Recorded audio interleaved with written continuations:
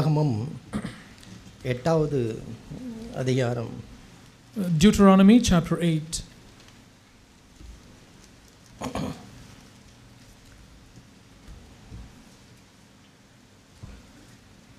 நம் காலையிலே உபாகமம் 11வது அதிகாரத்திலிருந்து நாம் பார்த்தோம். This morning we looked at Deuteronomy chapter 11. இப்பொழுது உபாகமம் 8வது அதிகாரத்திலே 2வது வசனத்தை நான் வாசிக்கிறேன். Let me read Deuteronomy chapter 8 verse 2. உன் தேவனாகிய கர்த்தர் உன்னை சிறுமைப்படுத்தும்படிக்கும் தம்முடைய கட்டளைகளை நீ கைக்கொள்வாயோ கைக்கொள்ள மாட்டாயோ என்று அவர் உன்னை சோதித்து உன் இருதயத்தில் உள்ளதை நீ அறியும்படிக்கும் உன்னை இந்த 40 வருஷமானும் வனாந்தரத்திலே நடத்தி வந்த எல்லா வழியையும் நினைப்பாயாக. Deuteronomy 8:2. You shall remember all the way which the Lord your God has led you in the wilderness these 40 years, that he might humble you, testing you to know what was in your heart, whether you would keep his commandments or not. 3வது வசனம். அவர் உன்னை சிறுமைப்படுத்தி உன்னை பசியினால் வருத்தி மனுஷன் அப்பத்தினால் மாத்திரமல்ல கர்த்தருடைய வாயிலிருந்து புறப்படுகிற ஒவ்வொரு வார்த்தையினாலும் பிழைப்பான் என்பதை உனக்கு உணர்த்தும்படிக்கு நீயும் உன் பிதாக்களும் அறியாதிருந்த மன்னாவினால் உன்னை போஷித்தார்.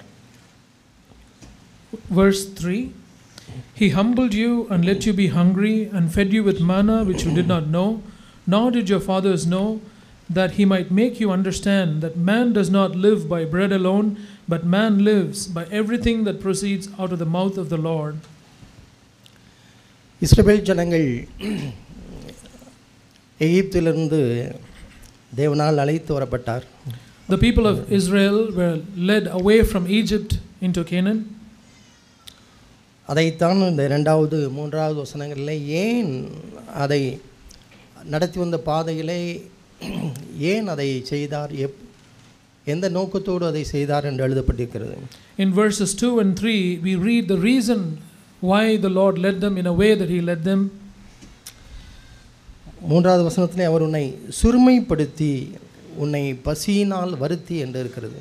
In verse 3 we read he humbled the people of Israel and let them be hungry. எகிப்திலிருந்து அடிமைத்தனத்திலிருந்து அழைத்து வந்தவர்களை வனாந்தரத்திலே சிறுமைப்படுத்தி பசியினால் வருத்துகிறார் என்று போட்டிருக்கிறது. It's written here that the Lord led the people who were in bondage in Egypt, and he led them and he humbled them and made them hungry. ஒருவேளை எகிப்திலே அடிமைத்தனத்திலே இருந்து வெளியே வர வேண்டாம் என்று நினைத்தால் அவர்களுக்கு இந்த பிரச்சனை இல்லை. If there were people who did not want to come out of Egypt, they did not have this problem of going hungry or being humbled. ஆனால் ஒரு வெற்றி வாழ்க்கை வாழ வேண்டும், கானான் தேசத்தை சுதந்திரிக்க வேண்டும் என்று வந்தவர்களுக்கு தான் இந்த பிரச்சனை. This problem was on only those who wanted to come and inherit this land of this promise. நம்முடைய வாழ்க்கையிலே கூட தேவன் சில நேரங்களிலே நம்முடைய வாழ்க்கையிலே எதை அனுமதிக்கிறார், எந்த வழியிலே நடத்துகிறார் என்பதெல்லாம் இதே நோக்கம்தான். And the reason why the Lord allows certain things in our lives is with this purpose. நாம் அடிமை வாழ்க்கை வாழ வேண்டும் என்று அங்கே இருந்து விட்டால் இந்த பிரச்சனைகள் எல்லாம் இல்லை.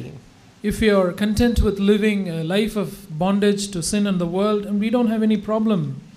ஆனால் நல்ல ஒரு வெற்றி வாழ்க்கை வாழ வேண்டும் என்று நாம் பிரயாசப்படும் பொழுது தேவன் பல வழிகளிலே நம்மை நடத்துகிறார். But when we really want to live a victorious life, the Lord definitely leads us into different kinds of circumstances. என்னை சிறுமைப்படுத்துகிறார். He humbles me. என்னை பசியினால் வருத்துகிறார். He makes me hungry. அப்படி என்றால் என்ன? What does that mean? நம்முடைய அன்றாட வாழ்க்கைக்கு தேவையான பலவற்றை நாம் இழக்க வேண்டியது கூட இருக்கலாம். We may have to forego some of the necessary things that we need for our everyday living. இவைகளெல்லாம் நமக்கு வாழ்க்கைக்கு தேவையானவைகளாகத்தான் இருந்திருக்கும். These would have been things which were necessary for our life. ஆனால் அவைகளை இழந்தாலும் நான் உன்னுடனே இருக்கிறேன், என்னுடைய வார்த்தையினாலே உன்னை நடத்துவேன் என்பதுதான் அவர் கற்றுக் கொடுக்கிற பாடம். But the lesson that the Lord wants to teach us is that even though we may have to forego those privileges of daily necessary things, the Lord is still with us. உன்னை பசியினால் வருத்தி என்று சொல்லுகிறது. அப்படி என்றால் நம்முடைய அன்றாட அவசியமானவைகள் கூட தேவனால் நிறுத்தப்படுகிறது. We read that the Lord let them be hungry. That means that He deprived them of their daily necessary things.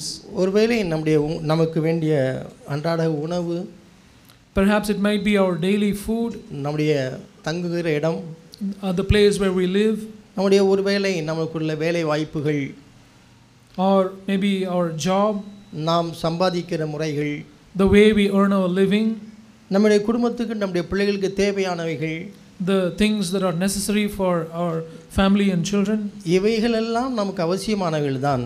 These are things which are necessary for our life. ஏனென்றால் மனுஷன் அப்பத்தினால தான் பிழைக்கிறான். Because man lives out of bread.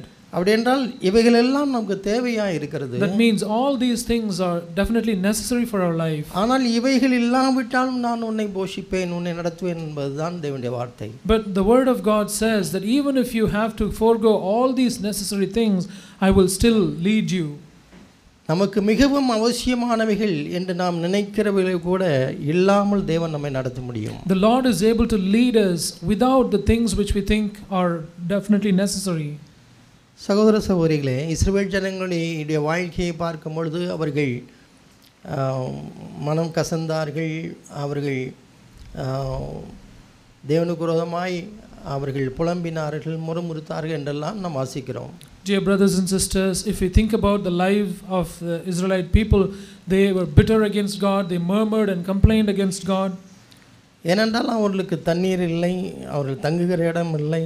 நீங்கள் நினைத்து பாருங்கள். But because they did not have water, they did not have a proper place to live. நம்முடைய அன்றாட வாழ்க்கையில இப்பொழுது எல்லாமே இருக்கிறது. But concerning us, we have everything necessary for our life. ஆனால் வனாந்தர வாழ்க்கையை சற்று திரும்பி பாருங்கள். But just look back over the life of the wilderness. அவர்களுக்கு கிடைக்க வேண்டுமென்று அவர்கள் நினைக்கிற பொழுதெல்லாம் அவர்களுக்கு தண்ணீர் இல்லை. They did not have water all the time that they wanted water. அவர்களுக்கென்று ஒரு நிரந்தரமான வீடு இல்லை. They did not have a proper permanent place to live. ஒரு தற்காலிக கூடாரங்களிலே அவர்கள் வசிக்கிறார்கள். They were living in temporary tents.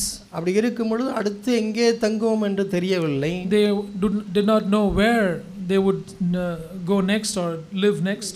ஏதோ மன்னா கிடைத்த பின்பும் அதே மன்னாவையே சாப்பிட வேண்டும் என்கிற நிர்பந்தம். Even though they got manna from heaven, it was their portion that they had to live on manna.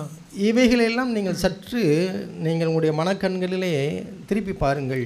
Look back over all these wanderings of the wilderness.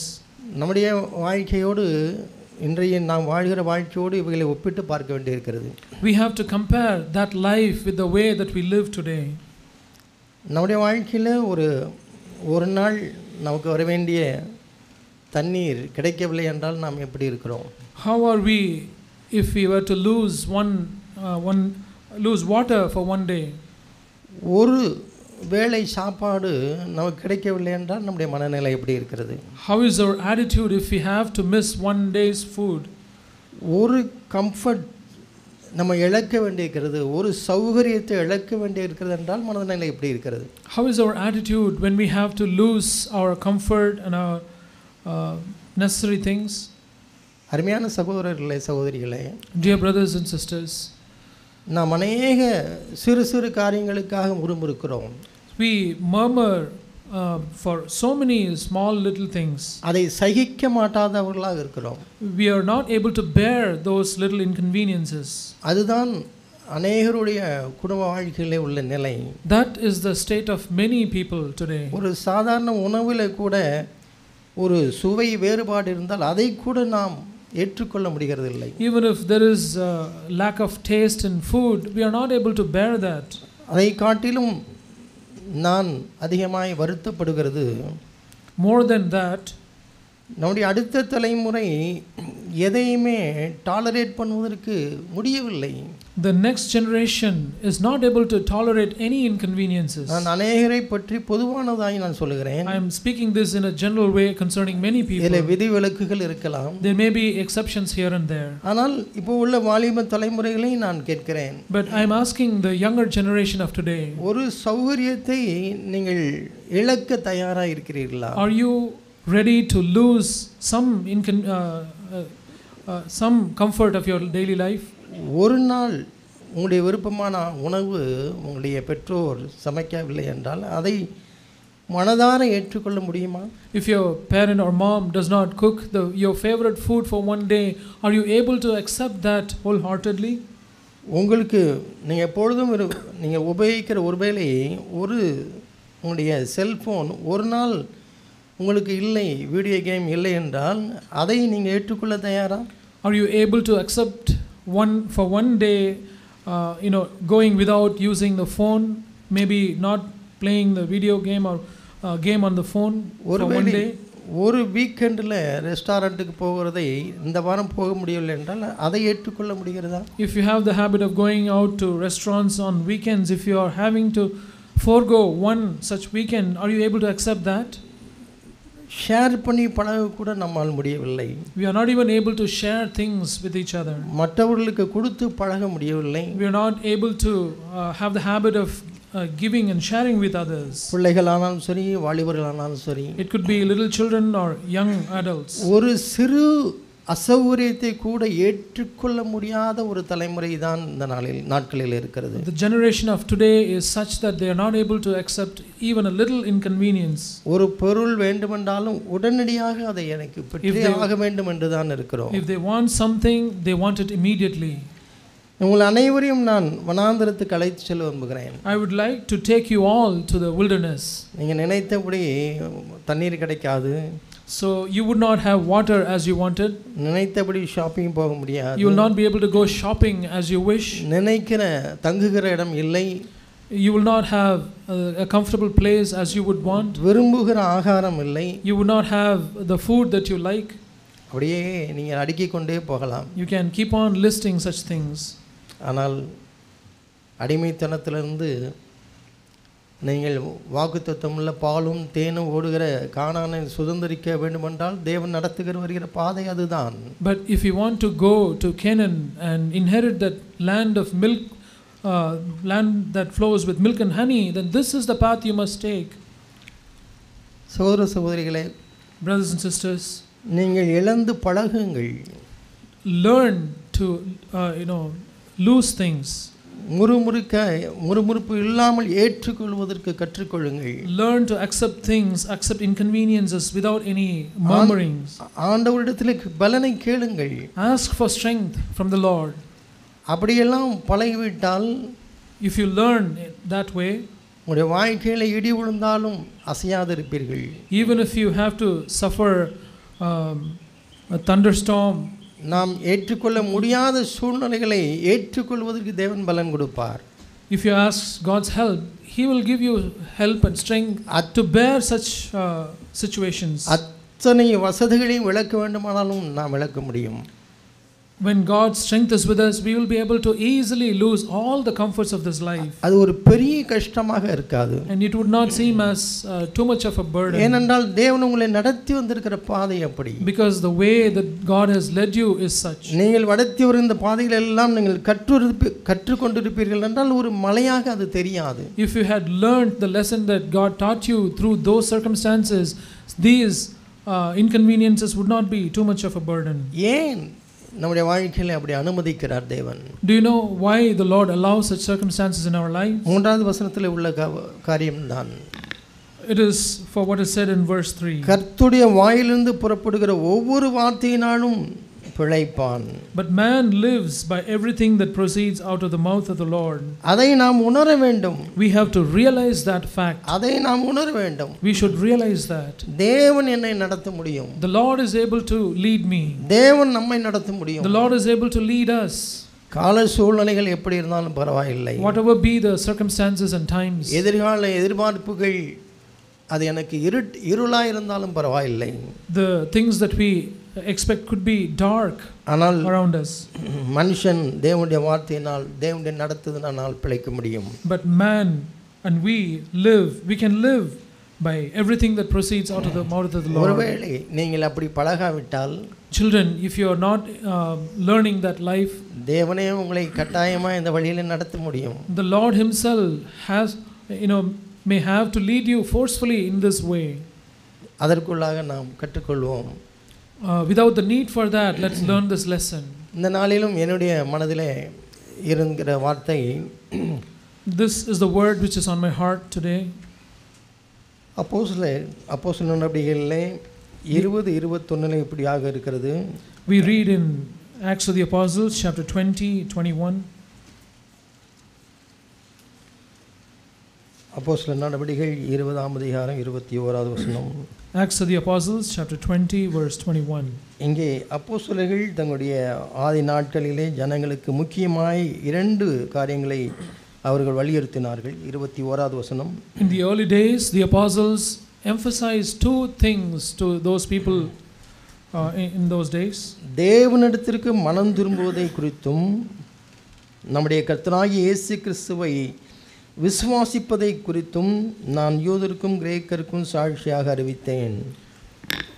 Paul says, I testified to both Jews and Greeks of repentance toward God and faith in our Lord Jesus Christ.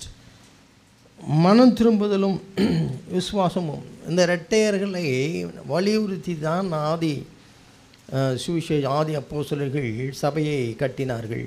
This is the way the early apostles built the church, by emphasizing this twin things, that they are repentance and faith in the Lord Jesus Christ. அதை பல நாட்களிலே நாம் அதை தியானித்திருக்கிறோம். We have meditated on these 2 things many times in the past. ஆனால் இப்பொழுது நான் உங்களுக்கு வலியுறுத்துகிற காரியம் எபிரேயர் 6வது அதிகாரம். But what I would want to reiterate today is from Hebrews chapter 6. 6வது அதிகாரத்திலே 11வது வசனம். Hebrews chapter 6 verse 11. நீங்கள் அசதியாயிராமல் வாக்குத்தத்தமான ஆசீர்வாதங்களை விசுவாசத்தினாலும் நீடிய பொறுமையினாலும் சுதந்திரித்துக் கொள்ளுகிறவர்களை பின்பற்றுகிறவர்களாயிருந்து. In English, in verse 12, you will not be sluggish, but imitators of those who through faith and patience inherit the promises. உங்களுக்கு நம்பிக்கையின் பூரண நிச்சயம் உண்டாகும்படி நீங்கள் யாவரும் முடிவு பரியந்தம் அப்படியே ஜாக்கிரதையை காண்பிக்க வேண்டும் என்று ஆசையாய் இருக்கிறோம். Verse 11, we desire that each one of you show the same diligence so as to realize the full assurance of hope until the end. அருமையாய் சிஎஃப்சி சபையிலே பல வருஷங்களாய் நாம் இருந்து வார்த்தைகளை கேட்ட பின்பு, after being in Christian Fellowship Church for so many years and having listened to so many truths from the church, ஒரு சில வருஷங்களுடைய அனுபவங்களை பெற்று கடந்த பின்பு, after having some years of experience, இல்லையென்றால் இந்த சபை சத்தியத்திலேயே போதிக்கப்படுகின்ற இடங்களிலேயே பிறந்து பல வருஷங்கள் வளர்ந்து வந்த பின்பு, or after being born into this truth and living out the life in this church for many years, or the churches where these same truths are preached. இந்த நாட்களிலே நமக்கு தேவையானது விசுவாசமும் நீடிய பொறுமையும். What we need for today is faith and patience. அதைத்தான் 11வது வசனத்திலே பார்க்கிறோம். That's what we read in verse 12 in English. நீங்கள் அசதியாயிராமல், don't be sluggish, வாக்குத்தத்தமான ஆசீர்வாதங்களை விசுவாசத்தினாலும் நீடிய பொறுமையினாலும், through faith and patience inherit the promises. ஏன் அதை அப்படி சொல்லுகிறார்? Why does the Lord say that way? காலங்கள் செல்ல செல்ல, because as time progresses, பல வருடங்கள் அனுபவங்களுக்கு பின்பு, after gaining so many years of experience, இல்லையென்றால் சபையிலே பிறந்து வளர்ந்து இது இப்படித்தான், இந்த சத்தியங்கள் எல்லாம் இப்படித்தான், இல்லையென்றால் கிறிஸ்தவ சிஎஃப்சி முறைகள் இப்படித்தான் என்று கற்ற பின்பு, after being born and raised in Christian Fellowship Church and its truth and learning the truths that are preached in the church, நம்முடைய வாழ்க்கையில ஒன்று நடக்கும் அபாயம் இருக்கிறது. There is a danger in our life. கொஞ்சம் கொஞ்சமாக நாம் அசதியாக மாற முடியும். It is possible that we might become sluggish little by little. வாக்குத்தத்தங்களை பெறுவதற்கு நாம் நிலைத்து நிற்பதில்லை. We are not steadfast so as to inherit the promises. நீடிய பொறுமையாய் இருப்பதில்லை. We are not having long suffering or patience. பல காரியங்களில் அவசரப்படுகிறது போல As we are hasty in so many areas, இந்த ரட்சிப்பின் வாழ்க்கையிலும் அவசரப்படுகிற ஒரு ஒன்றுதான் இருக்கிறது. and concerning this life of salvation or appropriating this promises, we show hastiness. நாம் நினைத்த வெற்றி வாழ்க்கையை எனக்கு உடனடியாக கிடைக்கவில்லை. I'm not gaining this life of victory immediately as I expected to. நான் ஜெபித்த காரியம் நடக்கவில்லை. What I prayed for has not happened. என்னுடைய பிள்ளைகளுக்கு திருமணம் நடக்கவில்லை. Our children have not got married இல்லையென்றால் at the எங்களுடைய proper பிள்ளைகளுக்கு time. வேலை வாய்ப்பு கிடைக்கவில்லை. Because my children have still not yet gotten their jobs. எங்களுடைய தேவைகள் சந்திக்கப்படவில்லை. Our needs have not yet been met. அப்படி பல காரியங்களை நாம் நம்முடைய மனதில் வைத்துக்கொண்டே, So in this way we keep all these things in our minds. விசுவாசத்திலே நிலைத்திருக்க முடியாமல் பின்வாங்குறவர்களாக மாறிவிடுவோம். Because of that we become a people who are not able to endure in faith. இதற்கு முன்பாக இந்த அதிகாரத்தில் யாரை பற்றி அவர் சொல்கிறார் பாருங்கள். See about whom Paul is the writer of Hebrews is talking.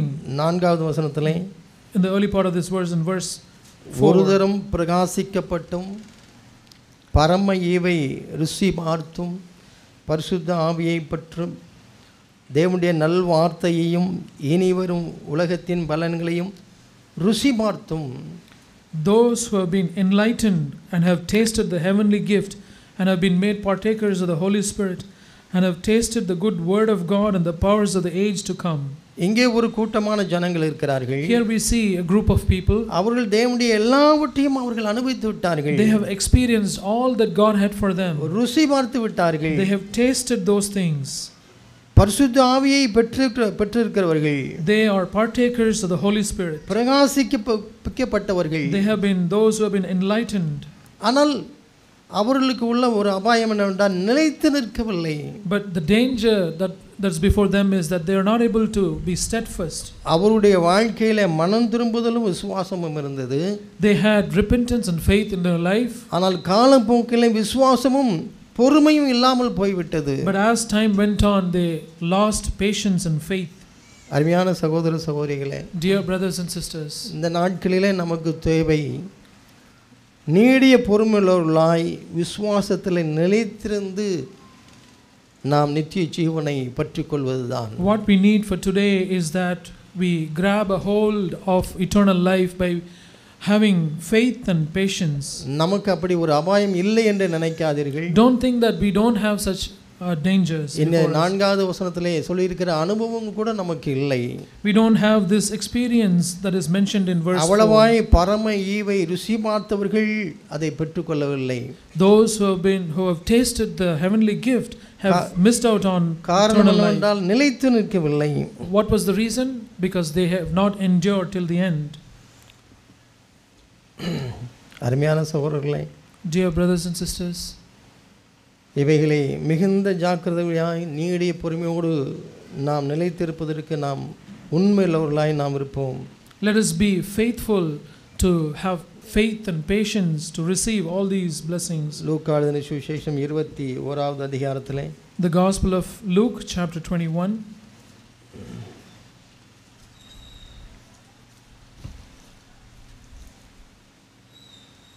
கடைசி நாட்களை பற்றி ஆண்டவராகிய இயேசு கூறும்போது, when the Lord was talking about the last days, 15வது வசனத்திலிருந்து from verse 15 onwards, உங்களை விரோதிக்கிறவர்கள் those who hate you, மன்னிக்கவும், நாம் 9வது வசனத்திலிருந்து நீங்கள் வீட்டிலே போய் பார்க்கலாம். யுத்தங்களையும் கலகங்களையும் குறித்து கேள்விப்படுவீர்கள். You can go home and read from verse 9 onwards. அப்படியே நாம் பார்த்து கொண்டு வரும்பொழுது 16வது வசனத்திலே you can read through to verse 16. பெற்றாராலும் சகோதரராலும் பந்து ஜனங்களாலும் சிநேகிதராலும் காட்டிக் கொடுக்கப்படுவீர்கள். You will be betrayed even by parents and brothers and relatives and friends and they will put some of you to death. 17வது வசனத்திலே என் நாமத்து நிமித்தம் எல்லாராலும் பகைக்கப்படுவீர்கள். Verse 17, and you will be hated by all because of my name. இவைகள் எல்லாம் ஆண்டவருடைய நாமத்து நிமித்தம் வருகிற பாடுகள். These are the sufferings because of the name of the Lord.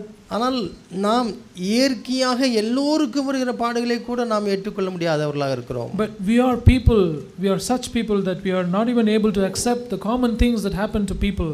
ஒருவேளை பஞ்சமோ, perhaps a famine, இல்லை என்ற வெள்ளமோ, or flood, பூமி எதிர்ச்சியோ, or an earthquake, இவைகள் எல்லாம் வரும்பொழுது எல்லோருக்கும் பொதுவானதாக இருக்கிறது. So these calamities are common to everyone. நாம் எப்படி பாதிக்கப்படுகிறோம் அதே போல மற்றவர்களும் பாதிக்கப்படுகிறார்கள். Everybody else is affected just like we are affected. இவைகள் எல்லாம் நாம் கிறிஸ்துவை பின்பற்றுகிறதுனாலே இல்லை. These are not the things that come because of our following the Lord. இவைகள் எல்லாம் பொதுவானதாக எல்லோருக்கும் உள்ள பாடுகள். These are all the sufferings that come to every common man. இவைகளை காட்டிலும் என் நாமத்து நிமித்தம் எல்லாராலும் பகைக்கப்படுகிற ஒரு அனுபவமும் இருக்கிறது. But beyond all these things there is an experience of being hated by everyone because of the Lord's name. அதைத்தான் 21வது அதிகாரம் 17வது வசனத்திலே பார்க்கிறோம். என் நாமத்து நிமித்தம் எல்லாராலும் பகைக்கப்படுவீர்கள். That's what we read in verse 17 of chapter 20. ஆனாலும் உங்கள் தலைமயிரில் ஒன்றாலும் அழியாது. You will be hated by all because of my name, yet not a hair of your head will perish. சகோதர சகோதரிகளே, இவைகளிலே நாம் நிலைத்திருக்க வேண்டும். Brothers and sisters, we have to remain in these things. நம்முடைய வாழ்க்கையில் எது நடந்தாலும் சரி, whatever happens in our lives, நம்முடைய தலைமையில் ஒன்றாகிலும் அழியாது என்பதுதான் தேவன் நமக்கு கொடுக்கிற வாக்குத்தத்தம். The promise that God gives us is that not a hair of our head will fall or perish.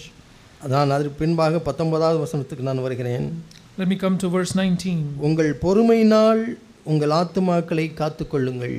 By your endurance you will gain your lives. பாருங்க, நம்முடைய பொறுமையினால் தான் நம்முடைய ஆத்துமாவை காத்துக்கொள்ள வேண்டும் என்று ஆண்டவர் சொல்கிறார். The Lord says it is by our endurance that we keep our souls. அநேகர் பொறுமை இழந்து தங்களுடைய ஆத்துமாவை இழந்து விட்டார்கள். Many have lost endurance and they have lost their souls. வாழ்க்கையிலே உங்களுடைய ஆவிக்குரிய வாழ்க்கையிலேயும் தோல்விகளை சந்திக்கும் பொழுது பொறுமை இழந்து நீங்கள் கைவிட்டு விட்டீர்களா? In your life and in your spiritual life, have you given up on things on the Lord when you encounter some problems? வெற்றி வாழ்க்கை கிடைக்கவில்லை என்பதனாலே நீங்களே முடிவெடுத்து விட்டீர்களா முடியாது என்று? Because you have not yet attained a life of victory, have you given up on that life by yourselves? பொறுமை இல்லாமல் நான் ஜெபித்த ஜெபத்திற்கு விடை கிடைக்கவில்லை என்று நீங்களே முடிவெடுத்து விட்டீர்களா? Without patience, have you yourself come to a conclusion that the Lord will not answer your prayer because the answer is delayed? தேவன் எனக்கு இதை செய்யவில்லை என்கிற முடிவை நீங்கள் சீக்கிரமாக அவசரப்பட்டு எடுத்து விட்டீர்களா? Have you come to a conclusion in haste that the Lord is not answering you? எபிரேயர் 12வது அதிகாரத்திலே in Hebrews chapter 12, நமக்கு தெரிந்த வசனம்தான். It's a familiar verse to all of us. மேகம் போன்ற இத்தனை திரளான சாட்சிகள் நம்மை சூழ்ந்து கொண்டிருக்க, முதலாவது வசனம். Verse 1, since we have so great a cloud of witnesses surrounding us, பாரமான யாவற்றையும் நம்மை சுற்றி நெருங்கி இருக்கிற பாவத்தையும் தள்ளிவிட்டு விசுவாசத்தை துவக்குகிறவரும் முடிக்கிறவருமாய் இருக்கிற இயேசுவை நோக்கி நமக்கு நியமித்திருக்கிற ஓட்டத்தில் பொறுமையோடு ஓட கடவோம். Let us also lay aside every encumbrance and the sin which so easily entangles us. இந்த ஓட்டத்தில் கூட அநேகர் அவசரப்படுகிறார்கள். And it says, let us run with endurance the race that is set before us. Many are hasty in this race. தேவனுடைய விடுதலையை கூட அவசரமாக பெற வேண்டும் என்று நினைக்கிறார்கள். They want to attain this promise of God in hastiness. அருமையான சகோதர சகோதரிகளே, dear brothers and sisters, நம்முடைய விசுவாசத்தை துவக்கினவர் அவர். Jesus is the author of our salvation. அவரே தான் முடிக்கிறவர் என்று இருக்கிறது. And it is written about him that he is the perfecter of our faith also. இடையிலே நான் அவசரப்பட்டு என்னால் முடியாது என்று நான் முடிக்க வேண்டிய அவசியமே இல்லை. I don't have to be hasty and conclude that it is not possible. அவர் என்னை இன்னும் கைவிடவில்லையே. The Lord has not given up on me yet. முடியாது என்று இந்த வாழ்க்கையை இன்னும் விட்டுவிடவில்லையே. He has not given up hope on me. அப்படி என்றால் நான் ஏன் அந்த முடிவு எடுக்க வேண்டும்? So if that is so, then why should should I come to such a conclusion? என்னுடைய விசுவாசத்தை துவக்குனவர் அவர். He is the one who is the author of my salvation. என்னை அழைத்தவர் அவர். He is the one who called me. என்னுடைய தாயின் வயிற்றிலே என்னை தெரிந்து கொண்டவர் அவர். He is the one who chose me in my mother's womb. அவ்வளவாய் இருக்கும் பொழுது நான் ஏன் அவசரப்பட வேண்டும்? When that is the fact, then why should I be hasty?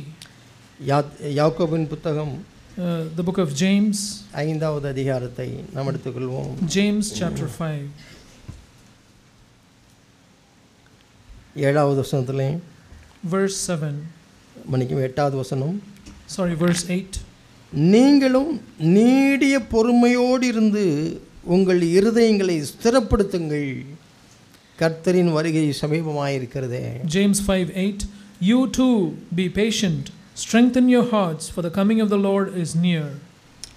நீங்கள் லூக்காவிலே பார்த்தீர்கள் என்றாலும் கடைசி நாட்களில் உள்ளவற்றை பற்றி தான் சொல்லப்பட்டிருக்கும். லூக்கா நாம் பார்த்த அந்த பகுதியிலே in the place where we saw in Luke 21, it's talking about the last days. இங்கேயும் கர்த்தருடைய வருகை சமீபமாக இருக்கிறது என்பதற்கு முன்பாக ஆண்டவர் சொல்கிற வார்த்தை, நமக்கு சொல்கிற வார்த்தை. And here also we see the word of the Lord that is for before the coming of the Lord. நீங்கள் நீடிய பொறுமையோடு இருந்து உங்கள் இருதயங்களை ஸ்திரப்படுத்துங்கள். You too be much patient and strengthen your hearts, for the coming of the Lord is near. அவ்வப்போது அது பலவீனம் அடைகிறது.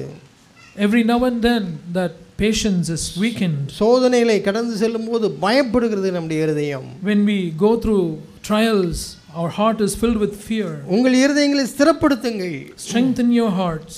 நமக்கு முன்பாக மேகம் மூடின திரளான சாட்சிகள் இருக்கிறார்கள். Because we have so great a cloud of witnesses surrounding us. அவர்கள் அனைவரும் இந்த பாதையிலே கடந்து வெட்டி வாழ்க்கை சூடி இருக்கிறார்கள். They have all gone through this same path and have they are crowned with this victory. பின்ன ஏன் நான் அவசரப்பட்டு நான் முந்தி ஒரு முடிவு எடுக்க வேண்டும்? Then why should I be impatient and come to an incorrect conclusion? இங்கே 7வது வசனத்தை பாருங்கள். Look at verse 17. சகோதரரே, கர்த்தர் வருமளவும் நீடிய பொறுமையாயிருங்கள். Therefore be patient, brethren, until the coming of the Lord. இதோ பயிரிடுகிறவன் பூமியின் நற்பலனை அடைய வேண்டும் என்று முன்மாறியும் பின்மாறியும் வருமளவும் நீடிய பொறுமையோடு காத்திருக்கிறான். The farmer waits for the precious produce of the soil, being patient about it until it gets the early and late rains. அவர் சொல்கிற உதாரணத்தை பாருங்கள். Look at the example that he gives us. ஒரு விவசாயி, there's a farmer, அவன் பயிரிடும் பொழுது when he tills the land, அவனுக்கு உடனடி பலன் கிடைக்கிறது இல்லை. he is not getting the instant reward. அவன் எவ்வளவோ பிரயாசப்படுகிறான். He puts in so much of effort. ஆனால் காலையிலே எழுந்து பார்க்கும் பொழுது மழை வந்திருக்குதா என்று வானத்தை தான் பார்க்க வேண்டும். And in the morning he comes and looks up to the sky to see if there is rain. முன்மாறி இருக்கிறதா? If there is former rain. பின்மாறி இருக்கிறதா? And is there late rains? அதாவது அவன் விதைத்திருக்கிற விதைகளுக்கு பல சூழ்நிலையிலே அவனுக்கு மழை வேண்டி இருக்கும். Because for the crop that he has planted, he needs water for many seasons. ஒவ்வொரு காலகட்டத்துக்கும் அவன் ஆண்டவரையே நோக்கி பார்க்க வேண்டும். For every season he has to look only unto the Lord. இன்றைக்கு நாம் உபாகமத்திலே நாம் பார்த்தோமே, we saw in the book of Deuteronomy. உபாகமம் 11வது அதிகாரம். Deuteronomy chapter 11.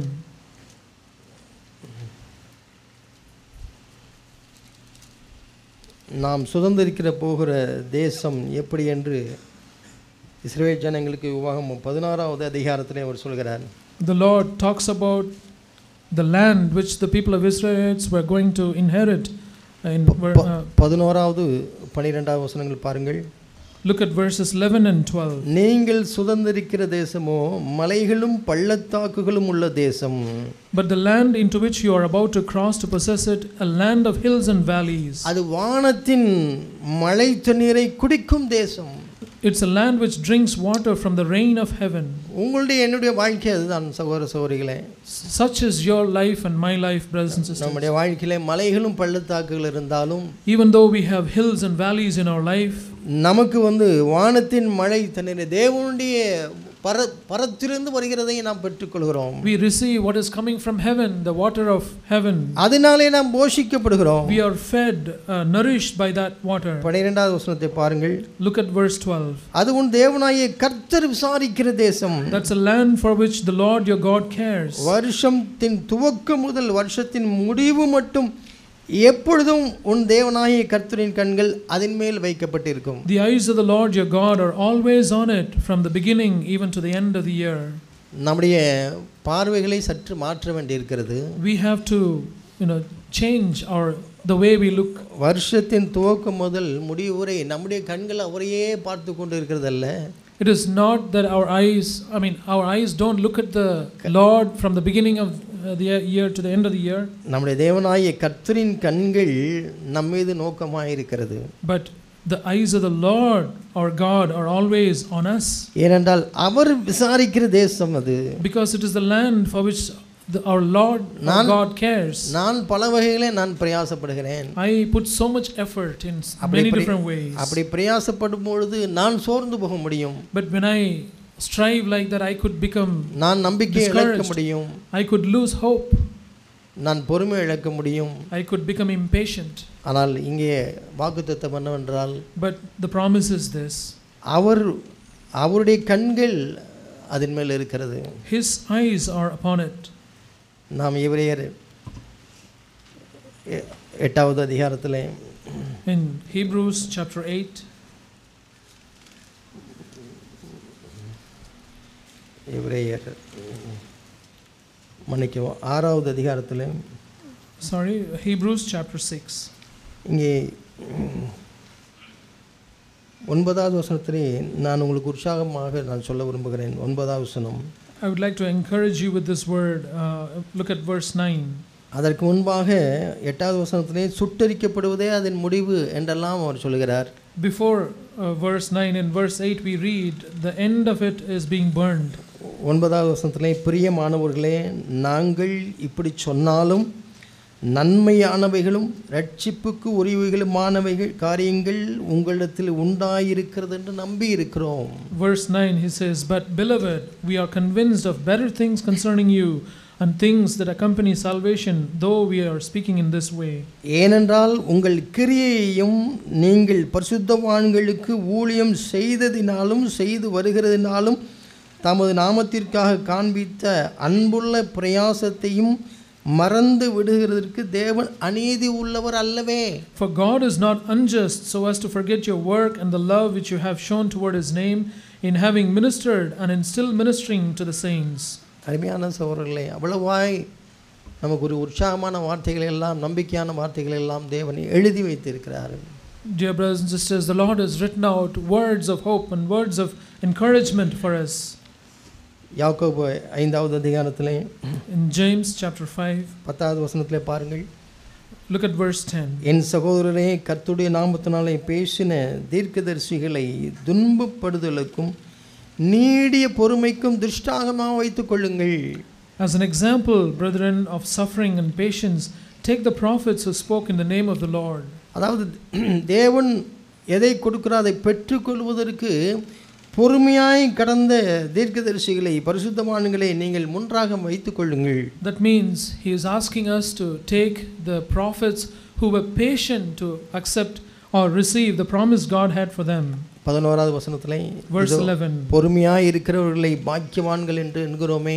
we count those blessed who endured. யோபின் பொறுமை குறித்து கேள்விப்பட்டிருக்கிறீர்கள். And you have heard of the endurance of Job. கர்த்தருடைய செயலின் முடிவையும் கண்டிருக்கிறீர்கள். And you have seen the outcome of the Lord's dealings. இப்ப யோபுக்கு என்ன பிரச்சனை? What was the problem that Job faced? அவருக்கு மனம் திரும்புதல் பிரச்சனையா?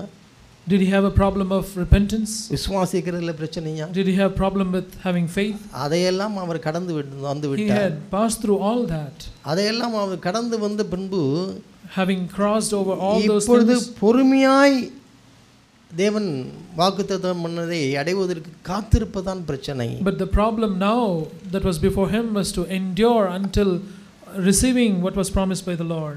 அப்படி பொறுமையாய் இருக்கும் பொழுது, when you are patient like that, அவருக்கு உற்சாகம் ஊட்ட வேண்டியவர்கள் எல்லாரும் அவரை ஏளனப்படுத்துகிறார்கள். those who were supposed to encourage him were insulting him, வசைபாடுகிறார்கள், and they were scolding him, நம்பிக்கை இழக்கும்படி செய்கிறார்கள். they were making him lose hope, நீ குற்றவாளி என்று தீர்ப்பு சொல்கிறார்கள். they were condemning him, அவரால் ஏற்றுக்கொள்ள முடியாத அத்தனையும் அவர் சொல்கிறார்கள். They were saying things that were not at all acceptable to him. ஆனால் யோபை பற்றி என்ன வாசிக்கிறோம்? But what do we read about Job? பொறுமையாய் இருக்கிறவர்கள் பாக்கியவான்கள் என்று என்கிறோமே.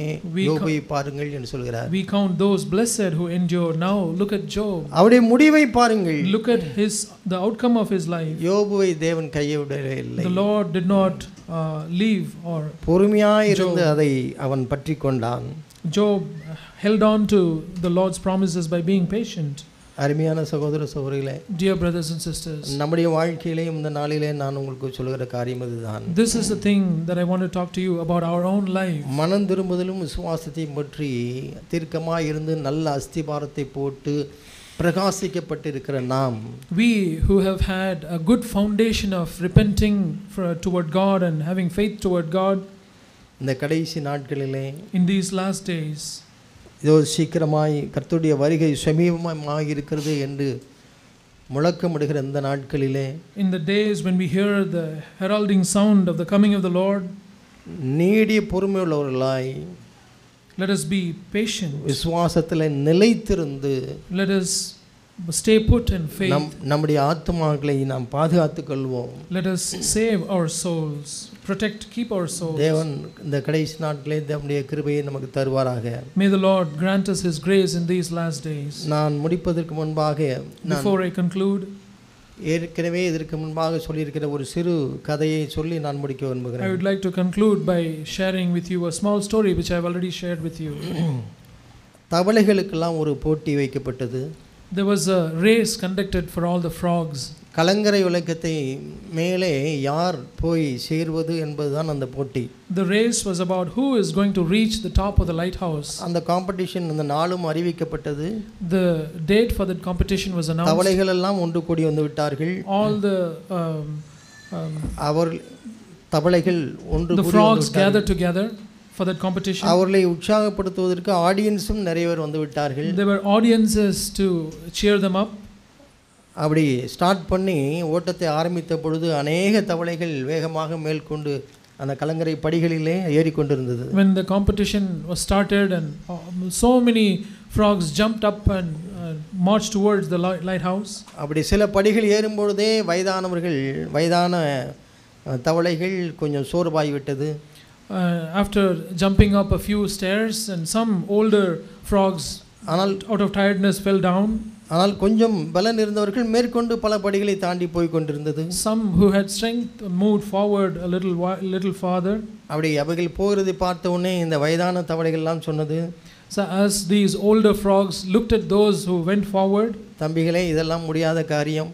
Oh young ones, it is not possible for you to go up. இது ஒரு அவசியமும் இல்லை. It is not, there is no need for this also. அதனாலே நின்று விடுங்கள். So stop marching towards. பலவிதமான குரல்கள் பின்னாடி ஒலித்து கொண்டே இருக்கிறது. So many different voices like these have been heard. கொஞ்சம் கொஞ்சமாக அங்கே மேல் கொண்டு போய் கொண்டிருந்த தவளைகளும் நின்று விட்டது. So little by little the ones who went ahead also stopped. எல்லையை முடிக்க முடியவில்லை. They were not able to complete the race. பல சூழ்நிலைகளிலே நின்று விட்டார்கள். They stopped on different places along the way. ஒரே ஒரு தவளை மட்டும் எல்லையை தொட்டு விட்டது. But there was only one frog which reached the top. அப்படி தொட்ட பொழுது எல்லோரும் அவரை ஆச்சரியப்பட்டு எல்லாரும் அதை பேட்டி எடுக்கிறார்கள். So when everyone was astonished about this one frog, then everyone wanted to interview that frog. தொலைக்காட்சியில் உள்ளவர்கள் மற்றவர்கள் எல்லோரும் வந்து பேட்டி எடுக்கிறார்கள். So all the TV journalists and other people came and interviewed that frog. இத்தனை வரும் தோல்வியுற்ற பொழுது நீ மட்டும் எப்படி அதை சாதிக்க முடிந்தது என்று கேட்கிறார்கள். They asked that frog, how was it possible for you alone when everybody else failed? ஆனால் இந்த கேள்விக்கு அந்த தவளை பதில் சொல்லவில்லை. But this frog did not answer that question. அது திரும்பவும் என்ன சொல்கிறீர்கள் என்று தான் கேட்டுக்கொண்டிருந்தது. That frog was asking, what is your question, what are you asking? காரணம் என்னவென்றால் அதற்கு காது கேட்கவில்லை. The reason was that it was a deaf frog. ஆகவே கீழே சொன்ன அத்தனை வசை சொல்லுகளானாலும் சரி, நம்பிக்கை இழக்கிற சொல்லுகளானாலும் சரி, அத்தனையும் அந்த தவளையின் காதிலே விழவில்லை. So all these discouraging thoughts or insults did not fall into the ears of this frog. ஒரே நோக்கத்தோடு எல்லையை தொட்டு விட்டது. So it went and reached the top with the same goal. வெற்றி கோப்பையும் அது பெற்று விட்டது. And it got the